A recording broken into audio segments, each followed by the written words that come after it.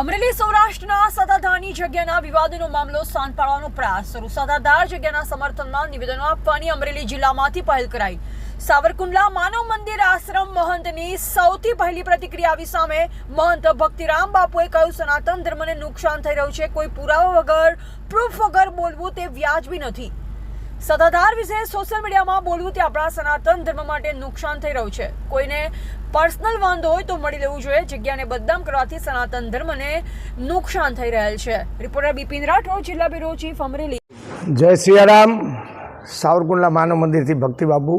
સત્ય સનાતન ધર્મ કી જય. અત્યારે સોશિયલ મીડિયામાં જે સત્તાધાર માટે વાયરલ બહુ થઈ રહ્યું છે એ ખૂબ જ પીડાજનક છે. સત્તાધાર એટલે આપણી શ્રદ્ધાનું કેન્દ્ર, પૌરાણિક જગ્યા અને સિદ્ધ જગ્યા છે.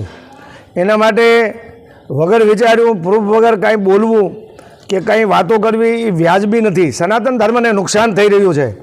આ બાબતે મારે એટલું જ આપને બધાને કહેવાનું છે કે જેની પાસે કંઈ વાંધો હોય કે પ્રૂફ હોય તો એણે પર્સનલી સમજી લેવું જોઈએ. સત્તાધાર માટે કાંઈ બોલવું એ આપણા સનાતન ધર્મીઓ માટે વ્યાજબી છે નહીં.